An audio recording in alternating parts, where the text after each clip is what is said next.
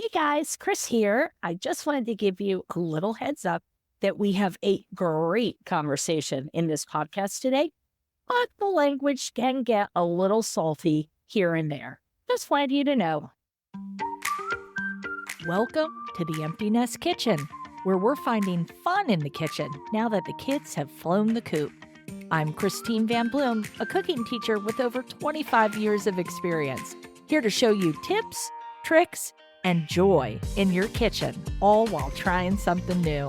Let's get cooking. Oh, happy day. I am so excited. I have to tell you, I just love doing this so much. I meet the coolest, most interesting, most fun women of a certain age. And today I've got the fabulous LauraAura with me. Hey, Laura. Hey, how are you, my friend? Oh my gosh, I am so excited. So I have to tell you, I'm sure Laura's going to chip in on this, but we were both doing an online workshop because Laura does a lot of public speaking. I want to do more public speaking.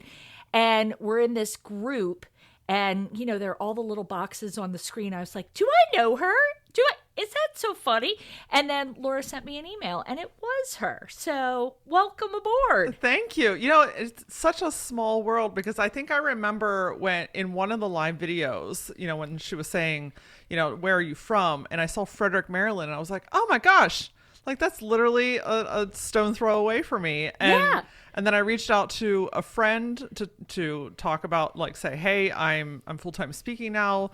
Do you have any connections? And she recommended you. And then I was like, holy shit, we're in the group together. And like, I don't know, just look, timing is always on our side. Isn't that so funny? And I know we'll get to, but I knew in your previous business life, you had done some work for a couple of friends of mine, including Julie Gaver. Yes. And Heather Tidings. I think you did, Heather. I think you did some stuff with her. Absolutely. And just so talented. So when Laura reached out, I was like, bring it here, baby. Let's do this thing. So, and full disclosure, Laura actually has a fantastic podcast of her own that I listened to before we even actually met. Oh, so, amazing. Do me a favor. Tell me and tell my 3.5 listeners what it is that you do. I love all 3.5 and four and a half of you. Listen, I love it. Every podcast, every adventure, every goal starts somewhere, right? Yes. Like the Gutsy podcast started with 3.5 listeners too. Yeah. So I love it. So who am I? Long story short, I am LauraAura. I am a speaker and a coach.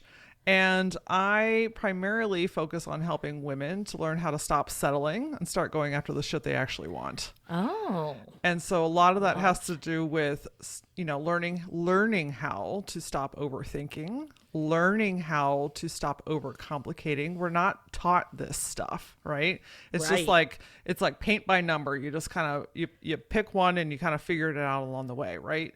Yeah. And so, you know, I've actually been in business now for almost 17 years, not doing this full time, but my previous career was in branding, as you mentioned. Yep. I ran a branding agency for 16 and a half years. And so good. Thank you. Really, I just love your, I know that's a different world now, but your vibe and your aesthetic is so good and so with the times, but doesn't feel like you're trying to be with the times, if that makes sense. It does. And I appreciate that. You know, I had the privilege of working with some super talented people along the way and always had just really incredibly talented designers on my team. So, you know, it was, I thought I would run that business till the day I died, to be honest with you. Girl, you and me both. Listen, I just really did. And the last couple of years have just been so up and down. And, you know, when COVID hit, there were big, hard decisions that had to be made and things changed overnight. And, you know, honestly, I had to let everybody go, right? Which was a horrible experience, but the worst. It was 1000% necessary, but absolutely terrible. But, you know, I packed everything up and I moved my big iMac back down into my basement at home. And I can remember sitting there one day thinking, what do what does Laura actually want? And I didn't realize it was the most profound question that I would ever ask myself, because it has led me now to where I am today. So it started this slow unraveling and this awakening and realization that, like, I don't actually want to do this anymore. Yeah. Yes. Yeah. I had the same kind of experience, right? Where I lost the lease to my cooking school, and I had it for 15 years. And I had to really dig deep. And I got to tell you, I had to lick my wounds for a long time. Yeah. Did you go through that? Or you seem super positive. You seem very focused to me. Did you feel that way when you had to shut your space down? I mean, when I was drinking at 10 a.m. and sobbing uncontrollably, I did not feel very positive and focused. I mean, that's just the honest truth behind it. You know what I mean? It was ugly and scary and terrifying. Yeah. And, for a long time I was in survival mode with it, because at that point I had to make it work to take care of my family. Right. Like, that was the honest truth behind that. And once that started to come up and to come out, I got the business back in a healthy place. I thought I got myself back in a healthy place, but plot twist, not so much. Yeah. There's a ripple effect that happens with that type of trauma. You know what I mean? And I do. But I think that what you mentioned, and thank you for those kind words, is I think that that's just like that's my neutral, right? To be positive and focused, because what's the alternative? I agree. What is the fucking alternative? Like, I get off of my track. I get discouraged. I get upset. I experience everything that everyone else does. But I just have this like deep, deep, deep belief that I don't have to settle.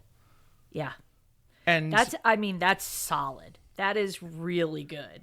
It's funny. I didn't realize that while building the branding agency that I was actually planting the seeds for this career as a speaker.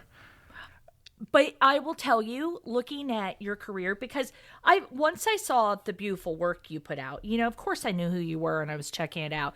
But to me, this seems so natural, just as a career progression, like from the very outside point of view, seeing the stuff that you did and seeing how you ran your agency and everything to now, it seems like such a natural progression to me. Thank you. I appreciate that. I didn't realize how natural it was, honestly, until we just did that workshop together, right? Just very recently. And I went on a scavenger hunt on my computer because I'm like, I'm pretty sure I have pictures of me speaking.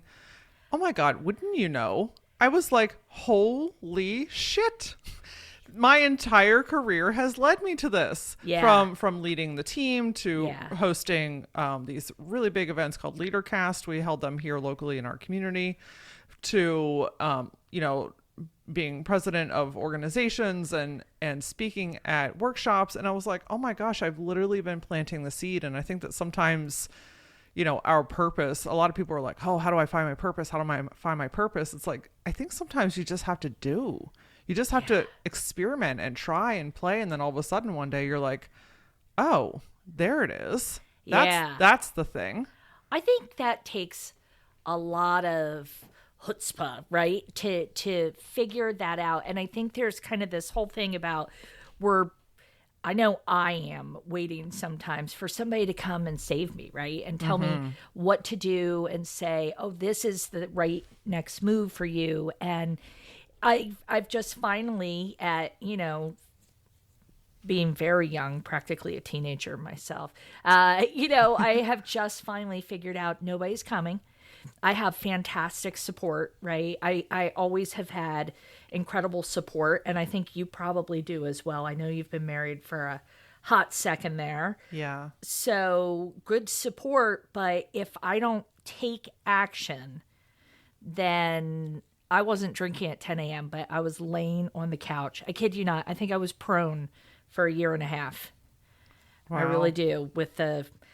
My vice was social media, scrolling on social media. Yep. That's a slippery slope, isn't it? I mean, it's very accessible. Yeah. It's right there, right in front of us. Well, you can justify it, right? If you have a business, any kind of a business, you can justify it because you're looking, like I'm always looking for new information. I'm always checking the trends, but I could do that in, 15 minutes, not Right. the much longer that it takes. Absolutely. It's such a journey, right? Like figuring out who we are and what we actually want and embracing ourselves. I asked myself that question of what does Laura actually want? Yeah. And I realized that I hadn't asked myself that in a long time, if ever. So what's the answer? Well, the answer was Laura wanted to speak. Laura wanted to impact people in a bigger way. Laura wanted to travel and to see new places and to hug people and watch them have aha moments. But I was hidden behind a computer in a room. Yes. Yeah. And, it took a couple of years to get to the point, but I literally got to a breakdown moment where I'm like, okay, the branding agency, it was working, right? We had great clients. I had a good team. Everything on paper was wonderful, but on the inside, I felt like I was dying, dying. Like the just energy was sucking out of me. I was, I felt defeated. I felt uninspired. I found out that I wasn't marketing it anymore. I wasn't pushing it. And, one of the tipping scales was somebody asked me to speak, which normally I light up about. Yeah. And she said, can you come speak about branding? And I was like, I don't. And I turned it down. You turned it down. I turned it down. Okay, so did that poke its head out to you immediately and you said, oh my gosh, I turned this down, something's up? Or did it take you longer to figure that out? It happened fairly quickly because I was like, okay, I mean, I'm very introspective, so I love to just like analyze myself. Yeah, me too. And my thoughts. Me too. I find it fascinating. And I was like, okay, I'm reading this email and they're inviting me to do this. Why do I feel like I want to go run away? Yeah. Why do I feel like I want to put my head in the sand? Why do I feel like almost half like I want to cry? And so I'm like, okay, what's that all about? Like body, talk to me. Mind, talk to me. Like what's going on? And it's like, I don't want to be known for branding for the rest of my life. Yeah. I want to be known for helping people say yes to themselves and to come alive again and to start doing the things that they really want to do. I love that so much. We are so similar. We're similar creatures. Yeah. I love your energy, by the way. Thanks. It's super authentic. So naturally, my mom always said, once I was an adult, she said, Christine Marie, I swear if they had medication back when you were a kid, you would have been on all of it. And I'm like, Mom, right? But excuse me. So we have such similar stories because I had the cooking school and it was thriving. It was really going. I had the most incredible staff ever. And still, it would take me a while to pull together menus because that's not what I loved, right? Or it would take me, I was ready for a shift, but I didn't like somebody else telling me I had to make the shift. That was kind of the bummer for me. But I love this whole vibe that you're doing. So, okay. So now it's today. The fabulous LauraAura is out. I know you work as an alignment coach. What do you do for your clients? Yeah. So I help them figure out what they want. Okay. Who they are, what they actually want, and then give them practical ways to actually do it. I love that because listen, so I was perusing your website, of course, and it basically, some of the quotes I found on there are saying you're kind of like the tough love girly, but with all the support. And did I actually just use the word girly in a description? You absolutely did. Look at this. Who am I? Oh my gosh, pathetic. I can hear my daughter cringing already. So hey, what? You are right though. I am the tough love. Okay. And I got to tell you, that is a part of me that I had to let her come out.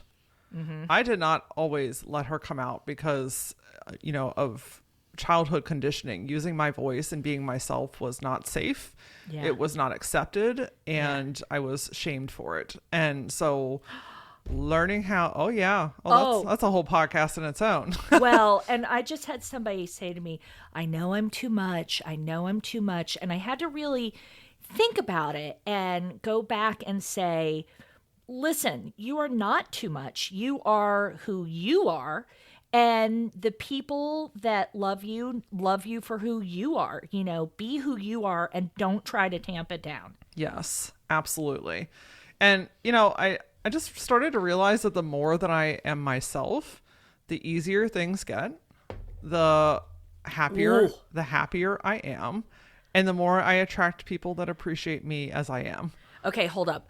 I want you to say that all again because this is so vital. I kid you not. I eat this stuff now. I used to always be like, whatever, give me the woo woo, boo boo. But what was it? Can you say it again? Yeah, the more that I am myself, yes, the easier things get. Yes. The happier I am, and the more I attract people that appreciate me for who I am. I mean, it is, listen, I made a TikTok the other day and it pissed a couple people off, but I find I always piss people off in a positive direction, if that makes any sense. Yeah. And that's where a little bit of my tough love comes into play because I get in your brain in a different way, right? Most people, they sugarcoat and they dance around and they do the fluffy thing and they do the quick wins and all this. And I'm like, let's peel back the whole ass onion right now, right? Yeah. Let's go deep. But I said that it's actually not hard to be yourself. What is hard is all the shit that you keep doing to avoid being who you really are. Okay, I wish there was a way to insert the mind blown emoji right now because we need sound effects in the background. I'm telling you. All right, say that one again too. Yes. That's so vital. It's not hard to be yourself. What is hard is all the things that you're trying to do to not be yourself. Oh my gosh. I'm having a moment. Hey, I'm that's gonna okay. have to go and have some deep breathing when we are off of this because you were just hitting me in every place today. And I have to say, everybody knows I'm 56, right? I am in charge, baby. I love my age. I embrace it. Love that. I am super about it. I mean, what's the alternative, right? Hey, and I hear you. 20-something me was not great. And 30-something me was pretty stressed out. And 40-something me, bless her heart, but it's, bless her heart. I love where I am right now, but you are just hitting it. Just keep going. I'm just so into it, Laura. Yeah, no, I love it. And, I love your response too, because this is what I love about the work that I'm doing now. And by the way, when you start to say yes to yourself, you actually embrace who you really are and do the things that you want to do, you impact people a different way. You shine brighter, you vibrate differently, you show up in the world differently, and that ripple effect you will never know the effect of. And so when I get to experience even a conversation like this, where it's like all of a sudden doors in your brain are opening in a new way, that's what doing what I love and doing it my way has the possibility of impacting people through, right? Because it's this combination. We fight ourselves every step of the way, and there's so many reasons why we've been taught to. But damn, when you just really start to embrace yourself as is, it I don't know, it literally changes your world. The talk about the stress goes down, the anxiety goes down, the worry, the overthinking, the overanalyzing, the who, what, when, where, why, the shoulds. I mean, I could talk 7 hours about it, right? Yeah. The goal is to just be you. So this is, I think it boils down to authenticity, right? Yes. Yeah. So somebody comes to you as a new client. Can you walk me through how you work with someone? Because I know that your you were working primarily with women that are what, 40, 45 plus? Yeah, most of my clients are 40 to 65-ish. Okay. So how are you working with someone? Yeah, so a couple of different ways. From a tactical standpoint, I do one-on-one coaching, which is just you, me, and your thoughts, and we get to shift through those. I also have a community. It's called the Gutsy Collective, and it's a space for women to come in to get support. I give them audio lessons, so you can kind of listen to it on the go and, in your life, but also there's a community aspect and accountability and actual tangible learnings. And then, of course, I have the Gutsy podcast, which is a free resource for everybody to get some of that brain ninja-ness from me to start cracking those doors open.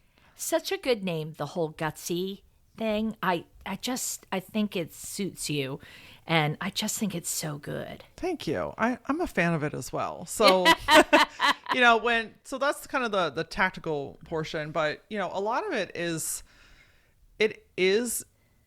leaning into the things that you've likely been avoiding. Okay, what's something you leaned into that you were avoiding? Oh, which one? Pick one. I know you work with a lot of female entrepreneurs, and we were saying before we hit record, I think that the empty nest stage is the most incredible time for a woman to start a business, right? Because you have all of that experience behind you. Some of the pressure is coming off, right? All of the after school activities, all of that stuff, that pressure comes off. And I think it's a miraculous time. I'm actually going to do, I have a podcast coming up on how to start a food business. Love it. Yes, it's so good. But pick one of yours that was related to work. So I'm putting you on the spot. No, that's okay. I'm just thinking, what's maybe one of the most relevant ones? So I think I'm going to use the example that I started to talk about earlier, and it was my voice, how I talk, how I show up in the world. So so here's another mind fuckery moment for you. That's what I call these little one-liners.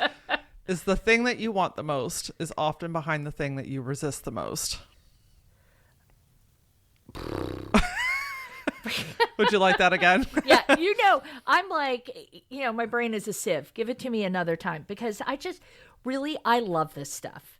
I couldn't agree more. The thing that you want the most is often behind the thing that you resist the most. So you can stew on that a little bit. So for me, what that looked like, the thing that I wanted the most was to speak and to be seen and heard, and to impact people in a much larger way than I felt that I was currently doing. How I was resisting that was not showing up online, not making content, dimming down my voice, talking the way that quote unquote professionals should talk, right? Like cleaning up my language and yeah, and you're a little cursy, but you're a little intentionally cursy. Yes. Right? I like that. Intentionally cursy. I know. Do I sound like I'm 94 years old now? I love it. I totally do. There was just all of this filtration that I was putting myself through, and it wasn't even intentional. It was just what I thought that I had to do to be received as a professional. If people are going to take me seriously, I can't show up, wearing no makeup, saying fuck or shit or damn or hell, right? Yeah. I can't do those things. Then all of a sudden I'm like, I'm not doing these things because I don't like doing it like this. Well, what don't I like doing about it? It doesn't feel natural to me. So I just slowly but surely started to peel back my weird layers. And if you scroll through any of my videos, I might have makeup on, I might not. I talk about poop. I'm not wearing a bra in some of them. I have very colorful, intentional, cursy language. I just started to do that, and I started feeling more whole. Yeah.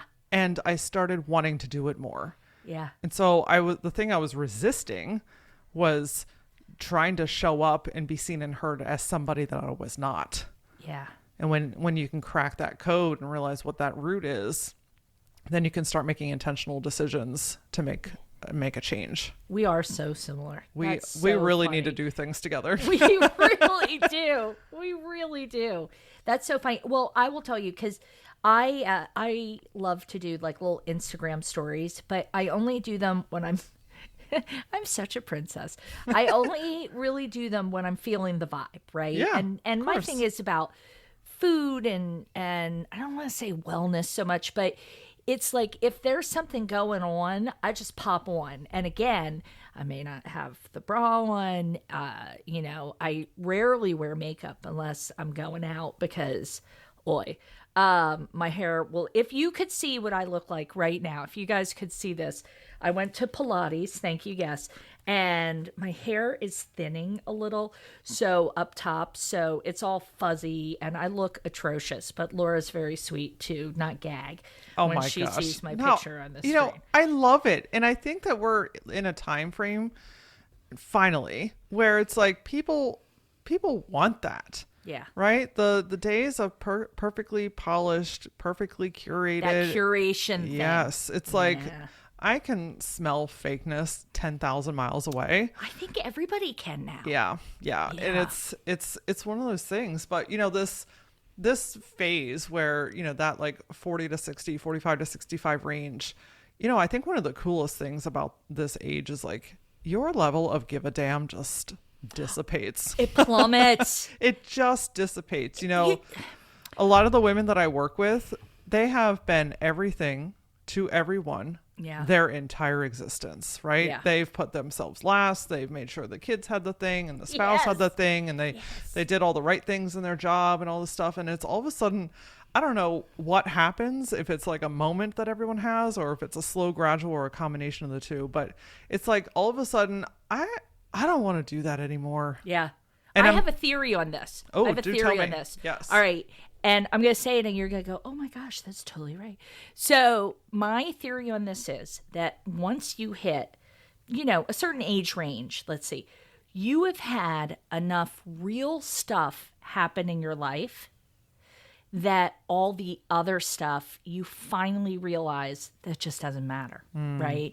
When you have gone through an illness of a child or an illness of a spouse or the loss of a parent or a loss of both parents or a frickin' pandemic where you lose your business, and that doesn't affect, you had said you had to lay off everyone, right? You had to close that end of things down.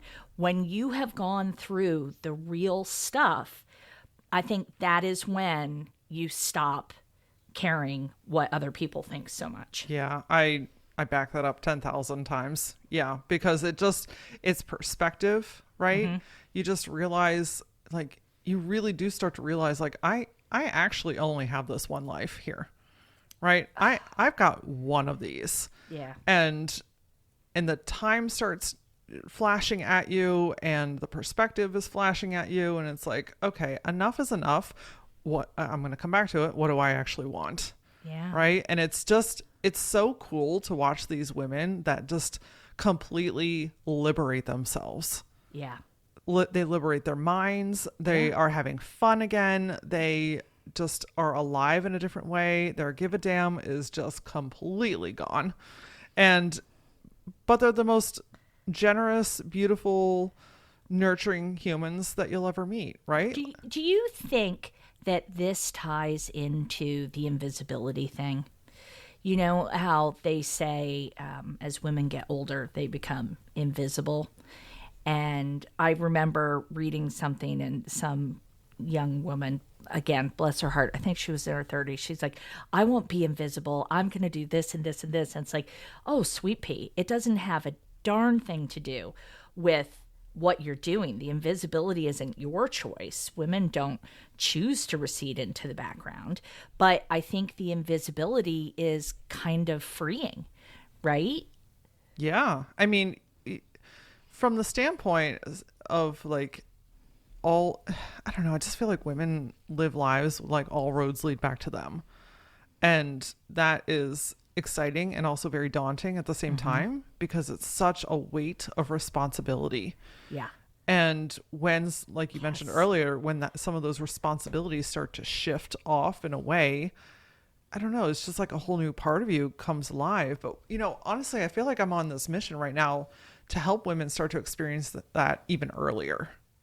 Yes. If you could get, well, I think Gen Z may have a little more together here. I think they're spicy in a good way. Like in the best way. Yeah.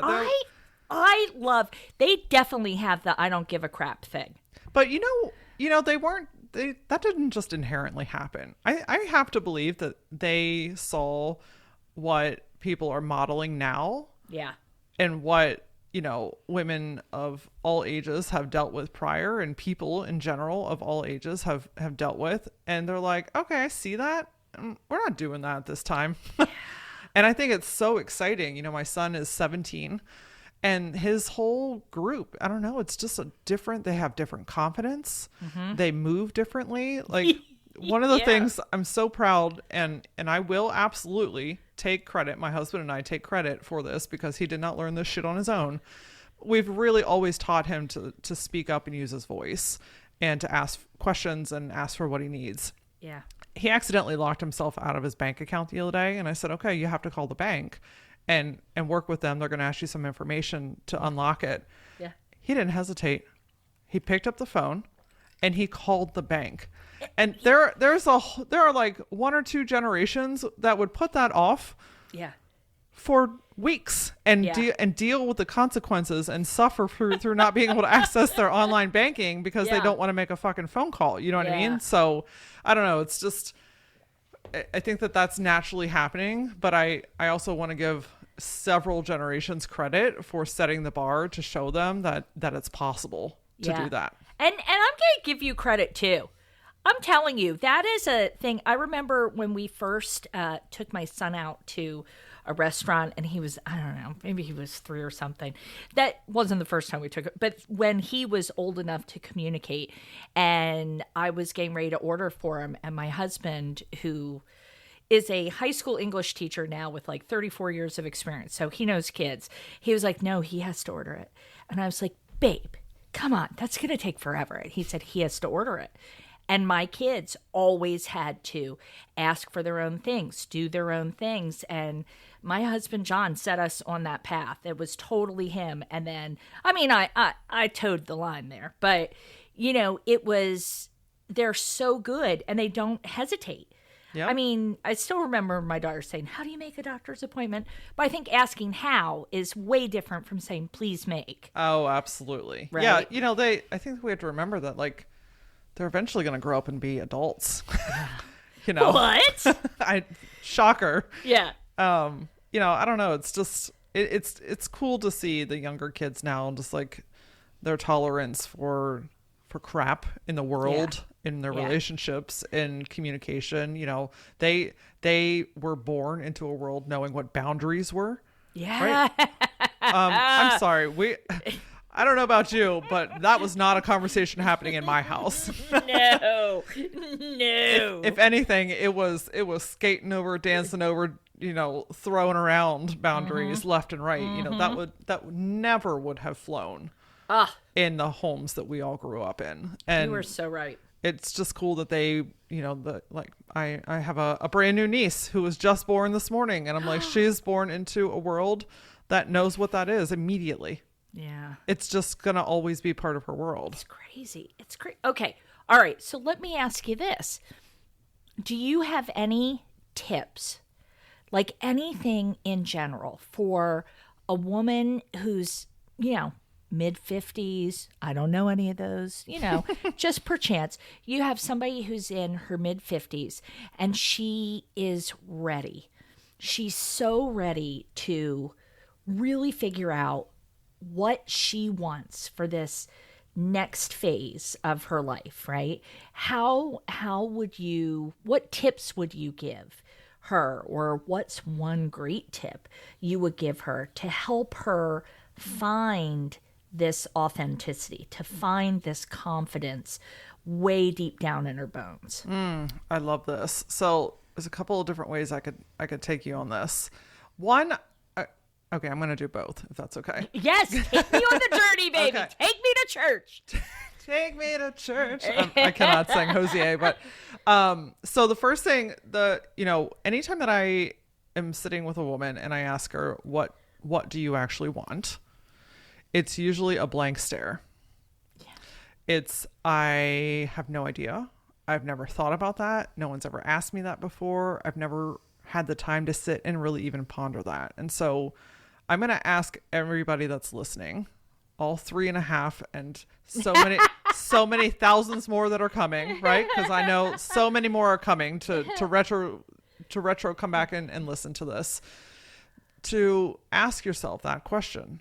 What do I actually want? And if it feels weird or odd or uncertain, it does. Yeah.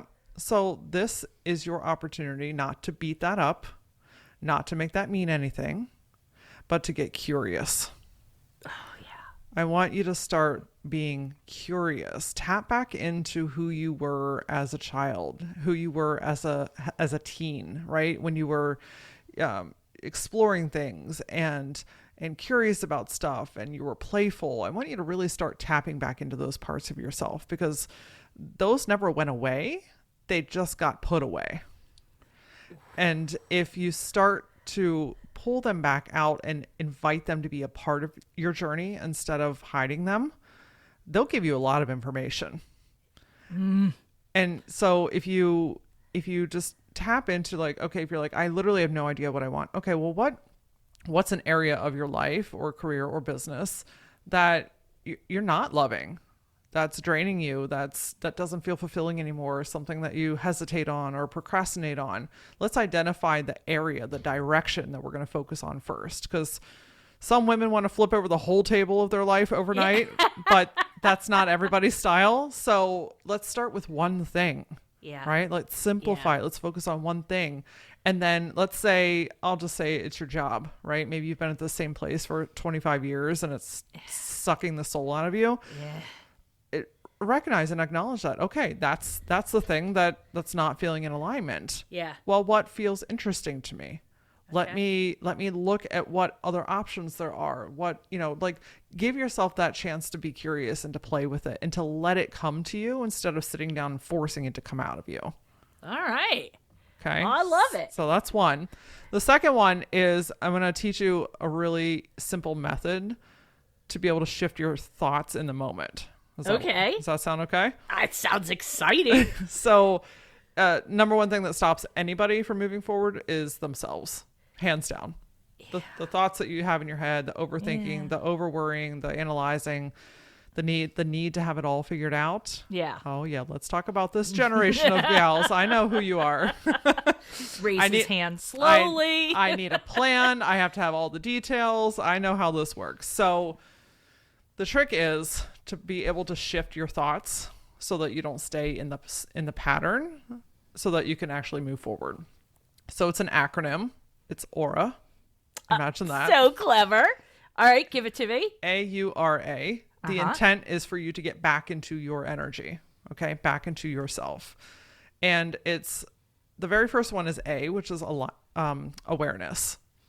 So I want you to start getting really aware of what you're thinking, what you're saying to yourself, what you're feeling, where you're feeling it, right?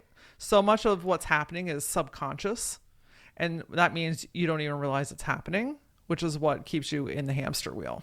Yes. Okay.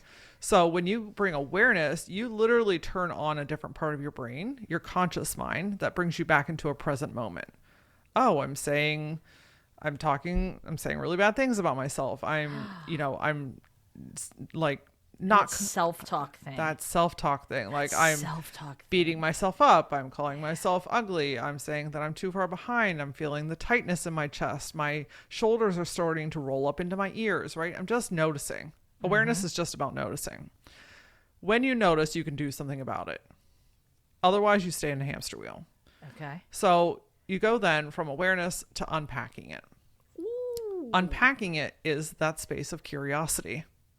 I like to look at this like talking to like a child, like your inner child. There's a softness, right? If you think about getting down on their level, when a kid's having a big emotion, they're scared, they're worried, they're afraid. Do we want to yell at them and tell them that they're wrong? No, we want to comfort them. We want to nurture them. Yeah. So I'm asking you to nurture yourself. I'm asking you to ask yourself, like, what do I need? Where did this come from? And it's such a soft, gentle energy that really takes what initially was probably a big, hard, or scary thought, and it starts to neutralize it. After you've started to neutralize it, then you can go to R, which is to reframe it.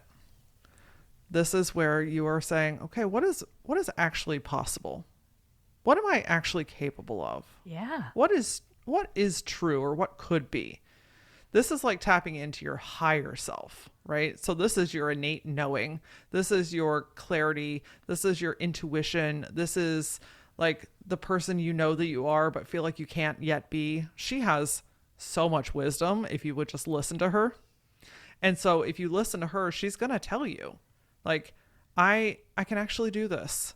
I don't have to have all the answers. I can just take one step forward. It's okay to feel this way, right? It's reassurance of yourself.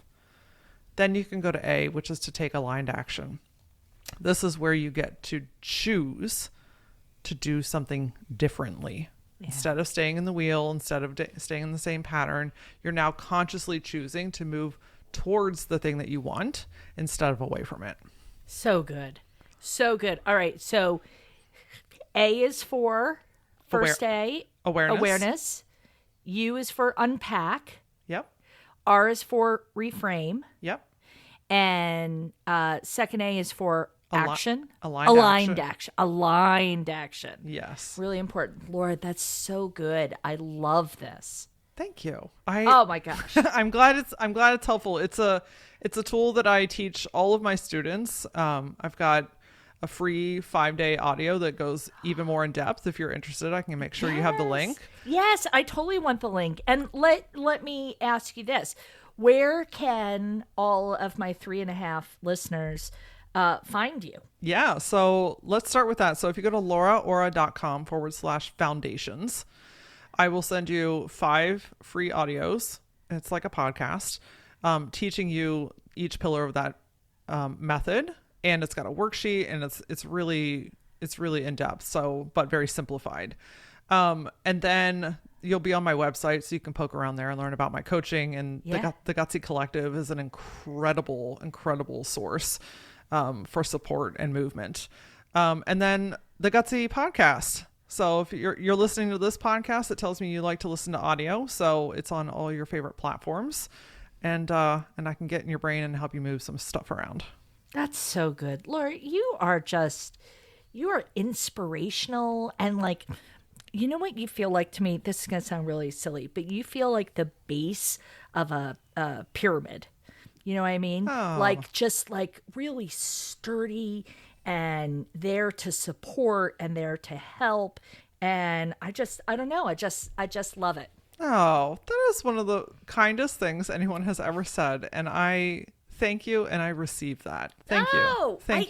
I love I receive that. That's hard. I'm intentionally doing that. Yeah. That's what I'm. I just got goosebumps. Oh, because you're not supposed to say. It's like you're never, when somebody says, "Wow, you look great today." I'm always like, "Yeah, I know. I tried. Yes. I showered. I put on some lipstick. You're supposed to say, "Oh, really? No." Yes. Can't you see my jelly roll? Dismiss it, downplay it, revert it back to somebody else. You receive it. I am practicing that right now. That is one of the things that I personally am working on. So I think the 3.5 listeners should say they receive it to something this week. That's a good challenge. It's like a little challenge thing. I love that.